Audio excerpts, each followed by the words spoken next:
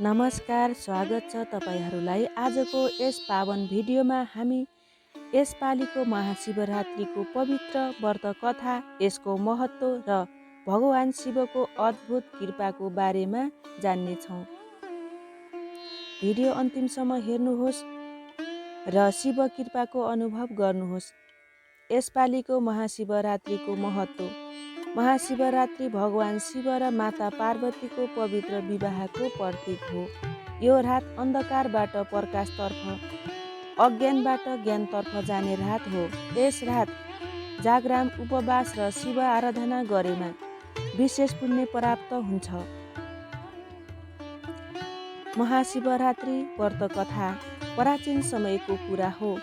एक गरिब शिकारी दिनभर जङ्गलमा शिकार खोज्दै हिँड्थ्यो, तर केही पनि पाउन सकेन। साँझ परेपछि जङ्गली जनावरको डरले ऊ एउटा बेलको रुखमाथि चढेर बस्यो। संयोगवश त्यस बेलको रुखमुनि भगवान शिवको लिङ्ग स्थापना गरिएको रहेछ। अन्जाने शिव पूजा।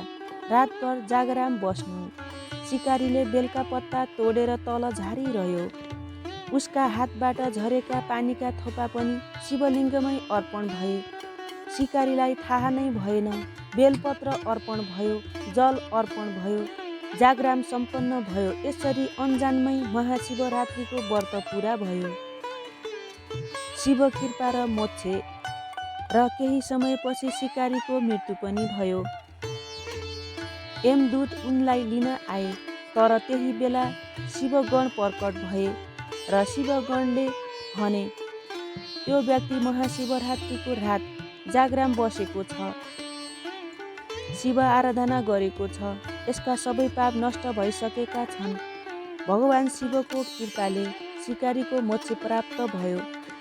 यस कथाले हामीलाई के सन्देश दिन्छ त भने, महाशिवरात्रिमा साँचो मन, जागराम र श्रद्धा भए थोरै कर्मले पनि ठुलो फल दिन्छ। यसपालिको महाशिवरात्रिमा के गर्ने त भने, दिनभर उपवास र फलाहार, बेलपत्र, जल, दुध अर्पण गर्ने, ओम नमः शिवाय जप गरी राति जागराम र शिव कथा श्रवण गर्ने। त्यस्तो गर्दा पाप नाश, मन शान्ति, रोग कष्ट निवारण, शिव कृपा र आत्मिक उन्नति हुनेछ। यदि तपाईलाई यसपालिको महाशिवरात्रिको यो पवित्र कथा मन पर्यो भने भिडियोलाई लाइक गर्नुहोस्, परिवार र साथीहरूसँग सेयर गर्नुहोस् र यस्ता धार्मिक भिडियोका लागि च्यानललाई सब्स्क्राइब गर्न नबिर्सिनुहोस्। भगवान शिवको कृपा यस महाशिवरात्रिमा तपाईँ सबैमा बर्सियोस्। ओम नमः शिवाय।